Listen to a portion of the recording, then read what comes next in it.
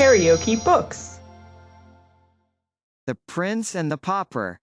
Written by Mark Twain. Audiobook. Chapter 11. At Guildhall. The royal barge, attended by its gorgeous fleet, took its stately way down the Thames through the wilderness of illuminated boats. The air was laden with music. The river banks were beruffled with joy flames. The distant city lay in a soft luminous glow from its countless invisible bonfires. Above it rose many a slender spire into the sky, encrusted with sparkling lights, wherefore in their remoteness they seemed like jeweled lances thrust aloft.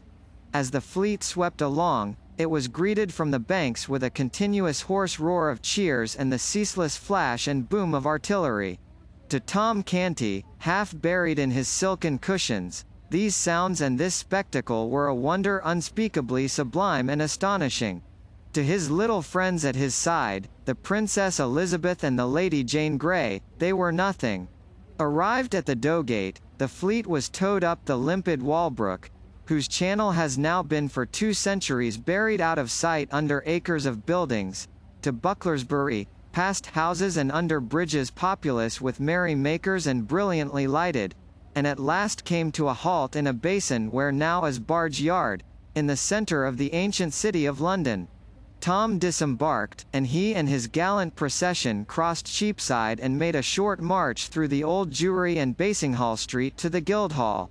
Tom and his little ladies were received with due ceremony by the Lord Mayor and the fathers of the city, in their gold chains and scarlet robes of state, and conducted to a rich canopy of state at the head of the great hall, preceded by heralds making proclamation, and by the mace and the city sword. The lords and ladies who were to attend upon Tom and his 2 small friends took their places behind their chairs. At a lower table the court grandees and other guests of noble degree were seated, with the magnates of the city. The commoners took places at a multitude of tables on the main floor of the hall. From their lofty vantage ground the giants Gog and Magog, the ancient guardians of the city, contemplated the spectacle below them with eyes grown familiar to it in forgotten generations. There was a bugle blast and a proclamation, and a fat butler appeared in a high perch in the leftward wall, followed by his servitors bearing with impressive solemnity a royal baron of beef, smoking hot and ready for the knife. After grace, Tom, being instructed, rose, and the whole house with him, and drank from a portly golden loving cup with the Princess Elizabeth. From her it passed to the Lady Jane, and then traversed the general assemblage. So the banquet began. By midnight the revelry was at its height.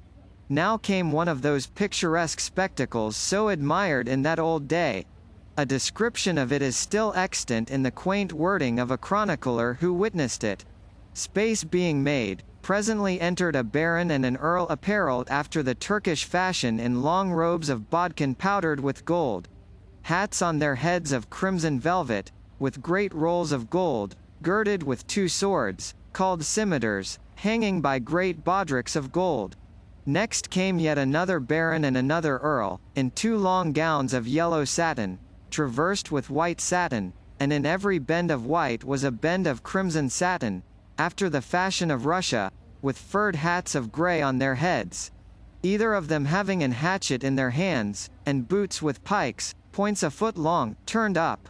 And after them came a knight, then the Lord High Admiral, and with him 5 nobles, in doublets of crimson velvet, voided low on the back and before to the cannel bone, laced on the breasts with chains of silver, and over that, short cloaks of crimson satin, and on their heads hats after the dancers' fashion, with pheasants' feathers in them. These were apparelled after the fashion of Prussia. The torchbearers, which were about 100, were apparelled in crimson satin and green, like Moors, their faces black. Next came in a mummery. Then the minstrels, which were disguised, danced, and the lords and ladies did wildly dance also, that it was a pleasure to behold. And while Tom, in his high seat, was gazing upon this wild dancing, lost in admiration of the dazzling commingling of kaleidoscopic colors which the whirling turmoil of gaudy figures below him presented, the ragged but real little Prince of Wales was proclaiming his rights and his wrongs, denouncing the impostor, and clamoring for admission at the gates of Guildhall. The crowd enjoyed this episode prodigiously, and pressed forward and craned their necks to see the small rioter. Presently they began to taunt him and mock at him, purposely to goad him into a higher and still more entertaining fury. Tears of mortification sprang to his eyes, but he stood his ground and defied the mob right royally. Other taunts followed, added mockings stung him, and he exclaimed, "I tell ye again, you pack of unmannerly curs, I am the Prince of Wales. And all forlorn and friendless as I be, with none to give me word of grace or help me in my need, yet will not I be driven from my ground, but will maintain it. Though thou be prince or no prince, 'tis all one, thou be'st a gallant lad, and not friendless neither. Here stand I by thy side to prove it. And mind I tell thee thou mightst have a worser friend than Miles Hendon and yet not tire thy legs with seeking. Rest thy small jaw, my child. I talk the language of these base kennel rats like to a very native." The speaker was a sort of Don Caesar de Bazin in dress, aspect, and bearing. He was tall, trim-built, muscular. His doublet and trunks were of rich material, but faded and threadbare, and their gold lace adornments were sadly tarnished. His ruff was rumpled and damaged. The plume in his slouched hat was broken and had a bedraggled and disreputable look. At his side he wore a long rapier in a rusty iron sheath. His swaggering carriage marked him at once as a ruffler of the camp. The speech of this fantastic figure was received with an explosion of jeers and laughter. Some cried, "'Tis another prince in disguise. Wear thy tongue, friend. Belike he is dangerous. Marry, he looketh it. Mark his eye. Pluck the lad from him, to the horse pond why, the cub." Instantly a hand was laid upon the prince, under the impulse of this happy thought. As instantly the stranger's long sword was out and the meddler went to the earth under a sounding thump with the flat of it. The next moment a score of voices shouted, "Kill the dog! Kill him! Kill him!" And the mob closed in on the warrior, who backed himself against a wall and began to lay about him with his long weapon like a madman. His victim sprawled this way and that, but the mob tide poured over their prostrate forms and dashed itself against the champion with undiminished fury. His moments seemed numbered, his destruction certain, when suddenly a trumpet blast sounded, a voice shouted, "Way for the king's messenger," and a troop of horsemen came charging down upon the mob, who fled out of harm's reach as fast as their legs could carry them. The bold stranger caught up the prince in his arms, and was soon far away from danger and the multitude. Return we within the Guildhall. Suddenly, high above the jubilant roar and thunder of the revel, broke the clear peal of a bugle note. There was instant silence, a deep hush.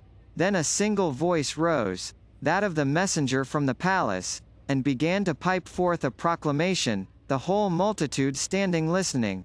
The closing words, solemnly pronounced, were, "The king is dead." The great assemblage bent their heads upon their breasts with one accord. Remained so, in profound silence, a few moments. Then all sank upon their knees in a body, stretched out their hands toward Tom, and a mighty shout burst forth that seemed to shake the building. "Long live the king!" Poor Tom's dazed eyes wandered abroad over this stupefying spectacle, and finally rested dreamily upon the kneeling princesses beside him, a moment, then upon the Earl of Hertford. A sudden purpose dawned in his face. He said, in a low tone, at Lord Hertford's ear, "Answer me truly, on thy faith and honour. Uttered I here a command, the which none but a king might hold privilege and prerogative to utter, would such commandment be obeyed, and none rise up to say me nay? None, my liege, in all these realms. In thy person bides the majesty of England. Thou art the king, thy word is law." Tom responded, in a strong, earnest voice, and with great animation, "Then shall the king's law be law of mercy, from this day, and never more be law of blood. Up from thy knees and away." to the Tower, and say the King decrees the Duke of Norfolk shall not die." The words were caught up and carried eagerly from lip to lip far and wide over the hall, and as Hertford hurried from the presence, another prodigious shout burst forth. "The reign of blood is ended. Long live Edward, King of England." KaraokeBooks.